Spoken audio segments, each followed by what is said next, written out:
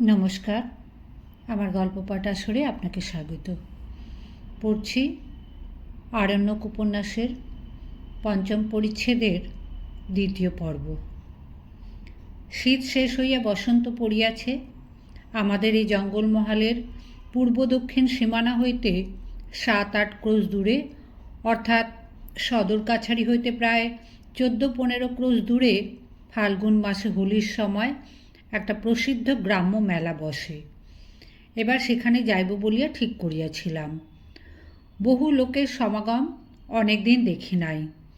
এদেশের মেলা কীরকম জানিবার একটা কৌতূহলও ছিল, কিন্তু কাছারির লোকে পুনঃ পুনঃ নিষেধ করিল। পথ দুর্গম ও পাহাড় জঙ্গলে ভর্তি। উপরন্তু গোটা পথটার প্রায় সর্বত্রই বাঘের ও বন মহিষের ভয়। মাঝে মাঝে বস্তি আছে বটে, কিন্তু সে বড় দূরে দূরে। বিপদে পড়িলে তাহারা বিশেষ কোনো উপকারে আসিবে না, ইত্যাদি। জীবনে কখনো এতটুকু সাহসের কাজ করিবার অবকাশ পাই নাই। এই সময় এই সব জায়গায় যতদিন আছি, যাহা করিয়া লইতে পারি, বাংলাদেশে ও কলিকাতায় ফিরিয়া গেলে কোথায় পাইব জঙ্গল, কোথায় পাইব বাঘ ও বন্য মহিষ? ভবিষ্যতের দিনে আমার মুখে গল্প শ্রবণ নিরত পৌত্রপৌত্রীদের মুখ ও উৎসুক তরুণ দৃষ্টি কল্পনা করিয়া মুনেশ্বর মাহাতো, পাটওয়ারি ও নবীনবাবু মহুরীর সকল আপত্তি উড়াইয়া দিয়া মেলার দিন খুব সকালে ঘোড়া করিয়া রওনা হইলাম। আমাদের মহালের সীমানা ছাড়াইতেই 2 ঘণ্টা লাগিয়া গেল, কারণ পূর্ব দক্ষিণ সীমানাতেই আমাদের মহালের জঙ্গল বেশি। পথ নাই বলিলেও চলে। ঘোড়া ভিন্ন অন্য কোনো যানবাহন সে পথে চলা অসম্ভব। যেখানে সেখানে ছোট বড় শিলাখণ্ড ছড়ানো শাল জঙ্গল, দীর্ঘ কাশ ও বনঝাউয়ের বন। সমস্ত পথটা উঁচু নিচু, মাঝে মাঝে উঁচু বালিয়াড়ি, রাঙামাটির ডাঙা, ছোট পাহাড়, পাহাড়ের ওপর ঘন কাঁটা গাছের জঙ্গল। আমি যদিচ্ছাক্রমে কখনো দ্রুত কখনো ধীরে অশ্বচালনা করিতেছি। ঘোড়াকে কদম চালে ঠিক চালানো সম্ভব হইতেছে না। খারাপ রাস্তা ও ইতস্তত বিক্ষিপ্ত শিলাখণ্ডের দরুন কিছু দূর অন্তর অন্তর ঘোড়ার চাল ভাঙিয়া যাইতেছে। কখনো গ্যালপ, কখনো দুলকি, কখনো বা পায়চারি করিবার মতো মৃদু গতিতে শুধু হাঁটিয়া যাইতেছে। আমি কিন্তু কাছারি ছাড়িয়া পর্যন্তই আনন্দে মগ্ন হইয়া আছি। এখানে চাকুরি লইয়া আসার দিনটি হইতে এদেশের এই ধুধু মুক্ত প্রান্তর ও বনভূমি আমাকে ক্রমশ দেশ ভুলাইয়া দিতেছে। সভ্য জগতের শত প্রকারের আরামের উপকরণ ও অভ্যাসকে ভুলাইয়া দিতেছে। বন্ধুবান্ধব পর্যন্ত ভুলাইবার জোগাড় করিয়া তুলিয়াছে। যাক না, ঘোড়া আসতে বা জোরে।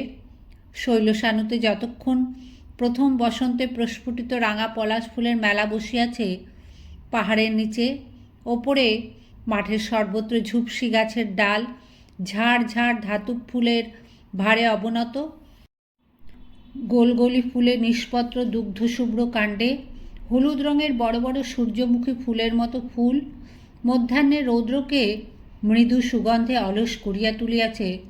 তখন কতটা পথ চলিল কে রাখে তাহার হিসাব? কিন্তু হিসাব খানিকটা যে রাখিতেই হইবে, নতুবা দিকভ্রান্ত ও পথভ্রান্ত হইবার সম্পূর্ণ সম্ভাবনা। আমাদের জঙ্গলের সীমানা অতিক্রম করিবার পূর্বেই এ সত্যটি ভালো করিয়া বুঝিলাম। কিছু দূর তখন অন্যমনস্কভাবে গিয়াছি। হঠাৎ দেখি সম্মুখে বহু দূরে একটা খুব বড় অরণ্যানীর ধূম্র নীল শীর্ষদেশ রেখাকারে দিগ্বলয়ের সে অংশে এ প্রান্ত হইতে ও প্রান্ত পর্যন্ত বিস্তৃত। কোথা হইতে আসিল এত বড় বন এখানে? কাছারিতে কেহ তো একথা বলে নাই যে মৈশণ্ডীর মেলার কাছাকাছি কোথাও অমন বিশাল অরণ্য বর্তমান। পরক্ষণেই ঠাহর করিয়া বুঝিলাম পথ হারাইয়াছি। সম্মুখের বনরেখা মোহনপুরা রিজার্ভ ফরেস্টে না হইয়া যায় না, যাহা আমাদের কাছারি হইতে খাড়া উত্তর পূর্ব কোণে অবস্থিত। এসব দিকে চলতি বাঁধা পথ বলিয়া কোনো জিনিস নাই। লোকজনও কেহ বড় একটা হাঁটে না। তাহার ওপর চারদিক দেখিতে ঠিক একরকম। সেই এক ধরনের ডাঙা, এক ধরনের পাহাড়, এক ধরনের গোলগলি ও ধাতু ফুলের বন, সঙ্গে সঙ্গে আছে চড়া রৌদ্রের কম্পমান তাপতরঙ্গ। দিক ভুল হইতে বেশিক্ষণ লাগে না আনাড়ি লোকের পক্ষে। ঘোড়ার মুখ আবার ফিরাইলাম।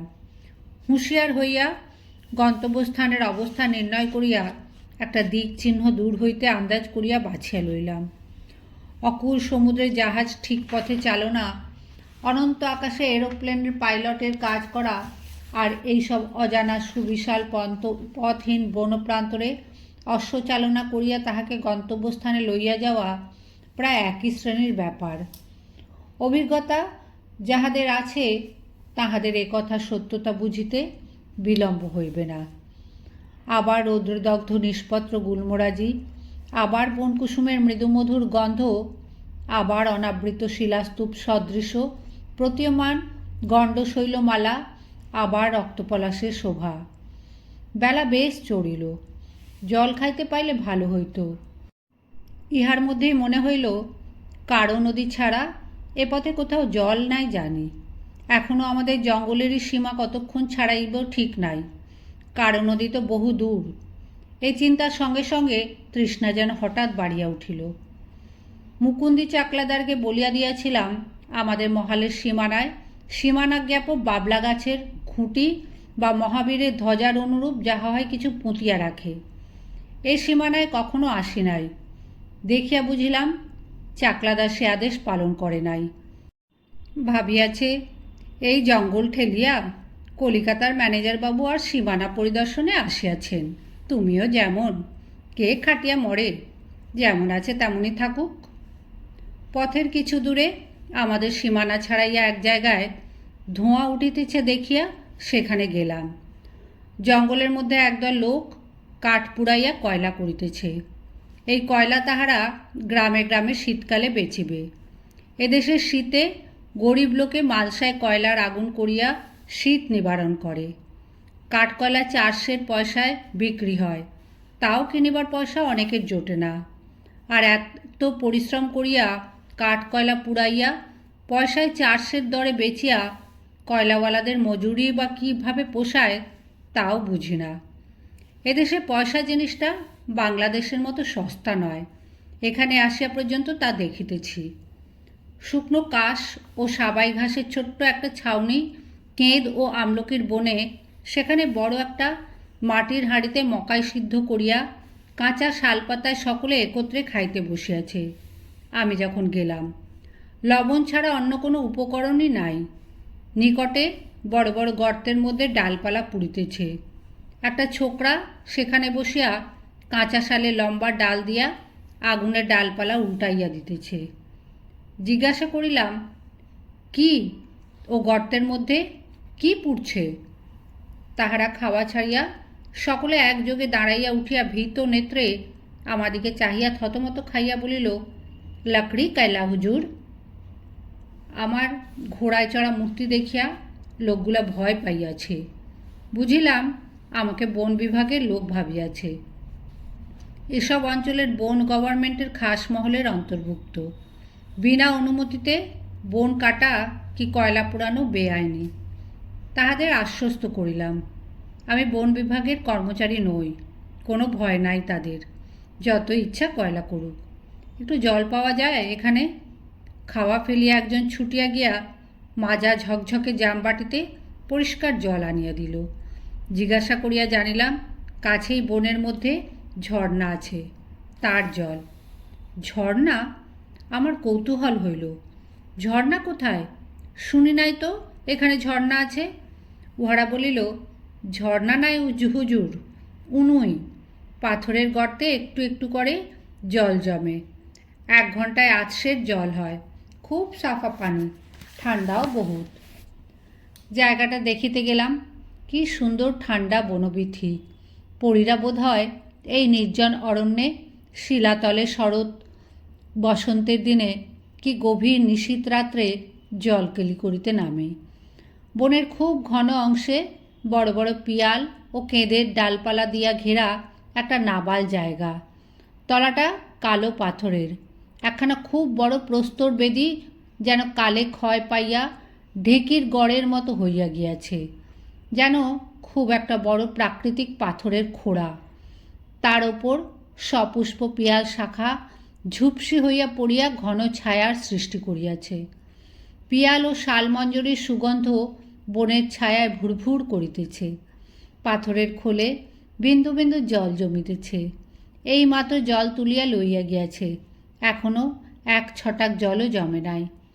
উহারা বলিল, এই ঝর্নার কথা অনেকে জানে না হুজুর, আমরা বনে জঙ্গলে হরবখত বেড়াই, আমরা জানি।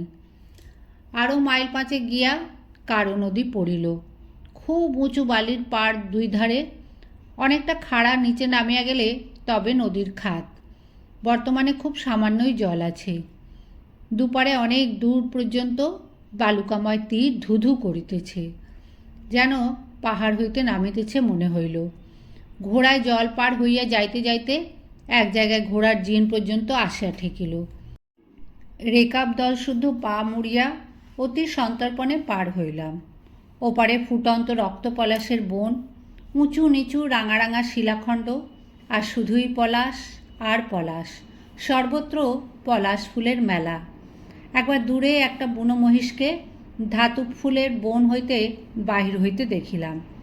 সেটা পাথরের ওপর দাঁড়াইয়া পায়ের খুর দিয়া মাটি খুঁড়িতে লাগিল। ঘোড়ার মুখের লাগাম কষিয়া থমকিয়া দাঁড়াইলাম।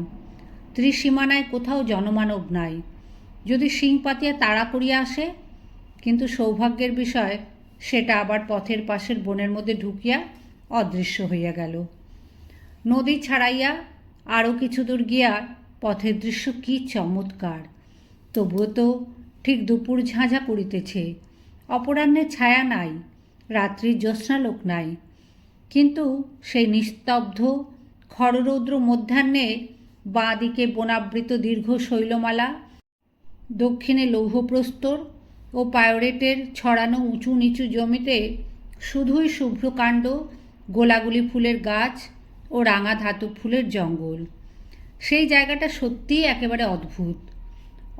অমন রুক্ষ অথচ সুন্দর, পুষ্পাকীর্ণ অথচ উদ্দাম ও অতিমাত্রায় বন্য ভূমিশ্রী দেখিই নাই কখনো জীবনে।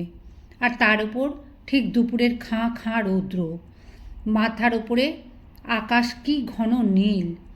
আকাশে কোথাও একটা পাখি নাই, শূন্য। মাটিতে বন্য প্রকৃতির বুকে কোথাও একটা মানুষ বা জীবজন্তু নাই, নিঃশব্দ, ভয়ানক নিরালা। চারিদিকে চাহিয়া প্রকৃতির এই বিজন রূপলীলার মধ্যে ডুবিয়া গেলাম। ভারতবর্ষে এমন জায়গা আছে জানিতাম না তো। এ যেন ফিল্মে দেখা দক্ষিণ আমেরিকার আরিজোনা বা নাভোজা মরুভূমি, কিংবা হরসানের পুস্তকে বর্ণিত গিলা নদীর অববাহিকা অঞ্চল।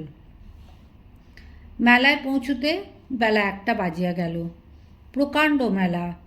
যে দীর্ঘ শৈলশ্রেণী পথের বাঁ ধারে আমার সঙ্গে সঙ্গে ক্রোশ তিনেক ধরিয়া চলিয়া আসিতেছিল, তারই সর্বদক্ষিণ প্রান্তে ছোট্ট একটা গ্রামের মাঠে পাহাড়ের ঢালুতে চারিদিকে শাল পলাশের বনের মধ্যে এই মেলা বসিয়াছে।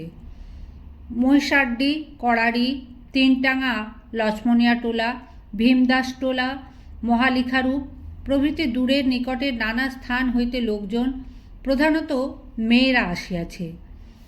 তরুণী বন্য মেয়েরা আসিয়াছে চুলে পিয়াল ফুল কি রাঙা ধাতব ফুল গুজিয়া। কারো কারো মাথায় বাঁকা খোঁপায় কাঠের চিরুনি আটকানো। বেশ সুঠাম, সুললিত, লাবণ্য ভরা দেহের গঠন প্রায় অনেক মেয়েরই। তারা আমোদ করিয়া খেলো পুঁতির দানার মালা, সস্তা জাপানি কি জার্মানির সাবানের বাক্স, বাঁশি, আয়না, অতি বাজে এসেন্স কিনিতেছে। পুরুষেরা 1 পয়সায় 10টা কালি সিগারেট কিনিতেছে। ছেলেমেয়েরা তিলুয়া, রেউড়ি, রামদানার লাড্ডু ও তেলে ভাজা খাজা কিনিয়া খাইতেছে। হঠাৎ মেয়ে মানুষের গলা আর্ত কান্নার স্বর শুনিয়া চমকিয়া উঠিলাম। একটা উঁচু পাহাড়ি ডাঙায় যুবক যুবতীরা ভিড় করিয়া দাঁড়াইয়া হাসি খুশি গল্পগুজব আদাউর আপ্যায়নে মত্ত ছিল। কান্নাটা উঠিল সেইখান হইতেই। ব্যাপার কি? কেহ কি হঠাৎ পর্যন্তপ্রাপ্ত হইল? একজন লোককে জিজ্ঞাসা করিয়া জানিলাম তা নয়, কোনো একটি বধূর সহিত তার পিত্রালয়ের গ্রামের কোনো মেয়ের সাক্ষাৎ হইয়াছে। এদেশের রীতি নাকি এইরূপ। গ্রামের মেয়ে বা কোনো প্রবাসিনী সখী, কুটুম্বিনী বা আত্মীয়ার সঙ্গে অনেক দিন পরে দেখা হইলেই উভয়ের গলা জড়াইয়া মরা কান্না জুড়িয়া দিবে। অনভিজ্ঞ লোকে ভাবিতে পারে উহাদের কেহ মরিয়া গিয়াছে। আসলে ইহা আদর আপ্যায়নের একটা অঙ্গ। না কাঁদিলে নিন্দা হইবে। মেয়েরা বাপের বাড়ির মানুষ দেখিয়া কাঁদে না, অর্থাৎ তাহা হইলে প্রমাণ হয় যে স্বামী গৃহে বড় সুখেই আছে। মেয়ে মানুষের পক্ষে ইহা নাকি বড়ই লজ্জার কথা। এক জায়গায় বইয়ের দোকানে চটের থলের ওপর বই সাজাইয়া বসিয়াছে।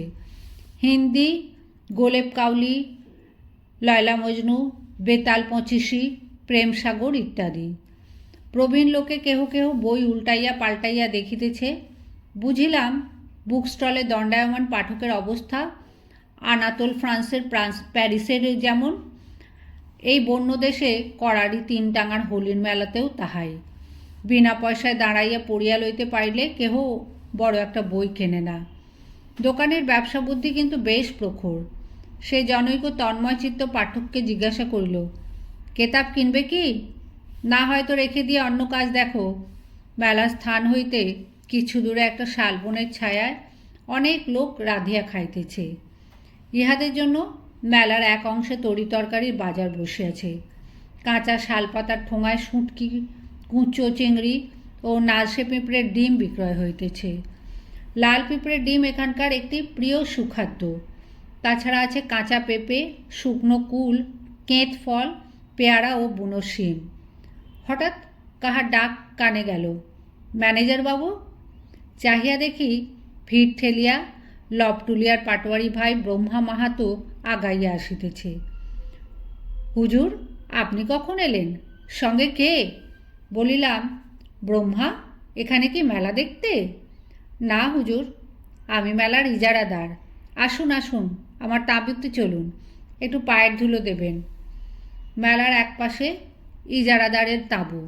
সেখানে ব্রহ্মা খুব খাতির করিয়া আমায় লইয়া গিয়া একখানা পুরনো বেন্টুর চেয়ারে বসাইল।